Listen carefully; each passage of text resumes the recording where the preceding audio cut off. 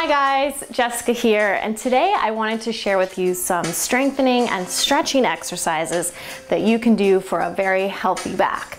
Now I want to be clear that I am not a physical therapist, nor am I a doctor, so if you have any previous conditions or injuries, please be sure to check with your doctor before doing any of these first. This is not meant to diagnose or treat any specific conditions. As always, listen to your body, and if something doesn't feel right to you, don't do it. So I think we're ready to go. Peanut's all stretched out and ready. So we're gonna start with a standing extension just to kind of help open up your back. That's really interesting because when I first started training, we were told to really kind of avoid this extended position through the back. You're gonna place your hands behind your hips, keep your legs straight, press your hips forward, and extend back. But over the years, as I've learned more and worked more with therapists and trainers, I've found that extension is actually very healthy for your spine. And if you think about it, it really makes sense. We're gonna keep extending here as I tell you about this, but basically, everything that we do is not an extension, but in forward flexion, right? So if you think about your day, you get up, you sit down at the table, you have breakfast, you're checking your computer or your phone, and what's happening is you're slouching, flexing the spine forward, rounding your shoulders, you get in your car, you drive to the office, then you sit at your desk for 8 or so hours, slouched over again, and then you come, maybe you go to the gym and you start doing exercises that are forward bent over rows, deadlifts, all that good stuff, and it's all in that forward flex position. So this extension movement can be really healthy to help realign your spine so that you're not always rounded forward like a caveman, right? So extension is a great exercise that you can do. You can do it throughout the day. You can do it before a workout, after a workout.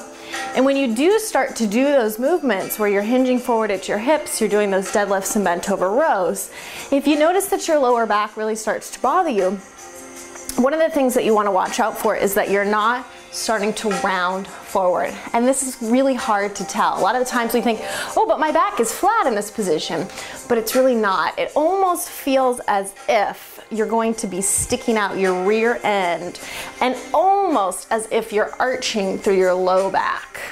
So you want to make sure that you maintain that nice flat back position, and that's something that you can just hold. In fact, you can practice it in a standing position, pulling the shoulder blades back and together, engaging the abs to support your spine, making sure that the tailbone is straight down, really opening across your chest. And then when you're ready to go into that forward fold position, and as you start moving the weights or you do your deadlifts, make sure that you're maintaining that alignment through your spine. So let's move on to another one that you can do seated or standing. And this one is really to kind of bring attention and strength to your upper back muscles. So visualize, whether you're seated or standing, that your spine is sort of making a nice straight line from the crown of your head down through your tailbone. If you're standing, it kind of helps to soften at the knees a little bit. And I want to make myself as tall as I can here just to start off. And then I'm bringing my focus and awareness to the muscles right in between my shoulder blades. So the visual that I really like to use is that there's a pencil that's vertically lined with my spine. And I'm going to try and squeeze that pencil with my shoulder blades and then release it. So it's very different than just sticking out the chest. We want to actually activate those muscles, thinking about drawing the shoulder blades back and together, squeezing that imaginary pencil, and then letting it go. So again, this is something that you can do at the office. You can do it while you're driving, holding on to the steering wheel, or at stoplights if you can relax your arms down. Be safe when you drive, of course. But just really focus on squeezing that upper back and then releasing it. And those muscles on most of us are not very strong. So even without any added resistance here, you're gonna start to feel those muscles say hello if you're really activating them.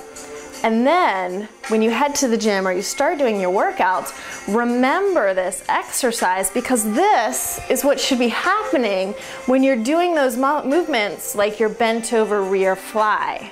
So it's the same activation. My shoulder blades are coming back and together, and then releasing. Rather than just opening and closing my arms, I'm not feeling this in my upper back at all, but if I think about now, pulling the shoulder blades back and together, that's how we get those muscles to kick in. So let's do another one on the ground. Just carefully come on down. Peanut's already down there, she was ready. Can I move your tushy over just a little bit? Yeah, could you sit there? Thank you. No, that's where I'm trying to go. Okay, so we're gonna come all the way down, lying face down on the floor. And you can just kind of relax your forearms. My darling, I need you to move over, please. Could you sit there? Place your forearms on the floor, chin to your chest. And one of the things that you want to watch for when you're doing floor exercises is that the back of the neck stays really long here. So you're not going to tuck your chin under, but you're going to imagine that you're kind of holding like an orange between your chin and your chest. So the back of that neck stays long.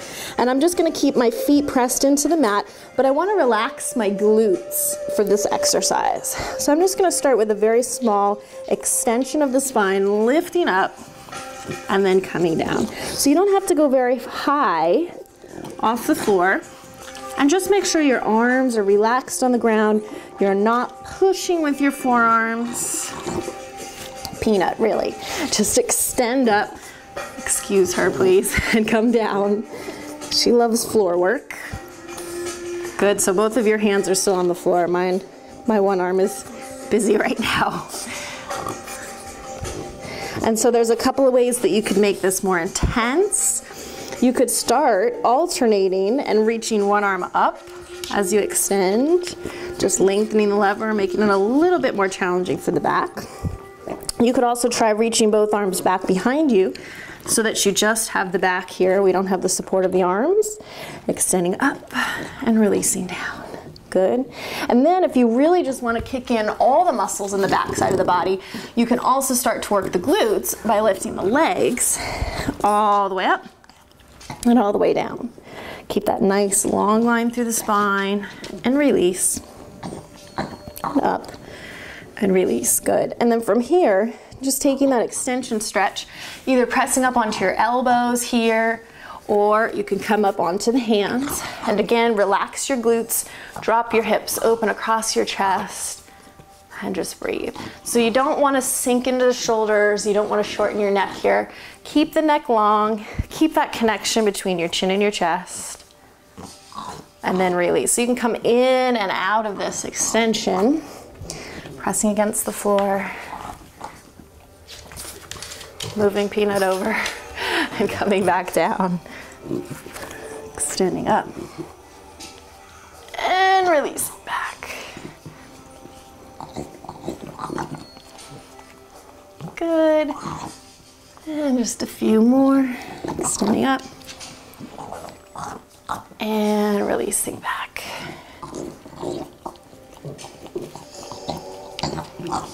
Good. Now from here, let's just come up onto the hands and the knees. So trying to line up your knees underneath your hips, your hands underneath your shoulders, abs in nice and tight, just supporting that spine here. And just start off by reaching your opposite arm and leg. You're gonna extend the other arm, leg back, out and up, and just find your balance here. So the spine is just contracting to hold this position here with the arm and the leg. Try to keep your shoulders and your hips square. And as you come down, try not to shift too much through that spine and lengthen to the other side. So keeping that spine nice and tall like you did when we were in that standing position, and then coming down. If you're finding it too tough to balance with the arm and the leg, you could just try this with the arm or maybe just the leg. Good, so it's a really nice core strengthener. Of course, we want to think about those abs staying engaged. We're pulling the belly button up into the spine. I'm just doing a couple more.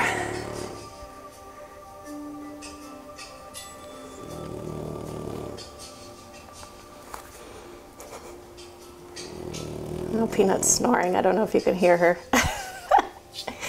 Oh, I spoke too soon. One more on both sides.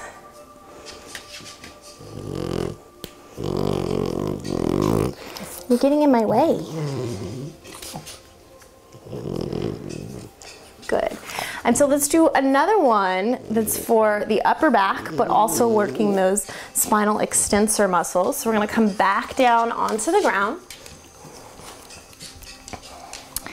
And from here, just open the arms out to the sides, kind of going with 2 thumbs up here.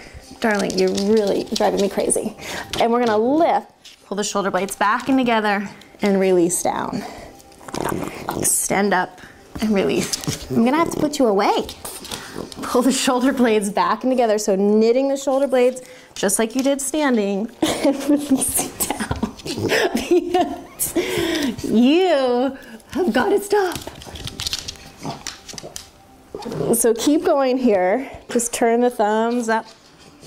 Initiate the movement by pulling those shoulder blades back and together around that imaginary pencil, and release. Good. If you want to go further, you can lift the legs. Come down.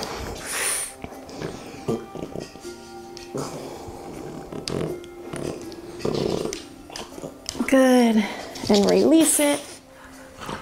And just come back up. Good. And you can either just sit on a chair or on your heels, or just in a comfortable sitting position with your legs crossed. And just kind of opening through the chest, lift up, inhale, so you're extending, and then exhale, come back up. So opening the chest, opening the sternum, and release. 2 more. And 1 more time, extend it back. Good. So as you go through the rest of your day today, see if you can keep that nice tall posture with your shoulders back and open, your heart open, your chest wide. Try to avoid this closed off, rounded slouch position that we're all starting to get. I'm guilty of it too. Looking at our phones, typing on the computer. Do your back a favor. Keep things open, smiling, keep your spine happy. And I hope that you found a couple of these movements helpful for you, and feel free to do them throughout the day, before a workout, after a workout. And remember, those few key form pointers can really make all the difference when you're doing your workouts, especially when you're working with added weight. So thanks for joining Peanut and I, and we'll see you for our next workout.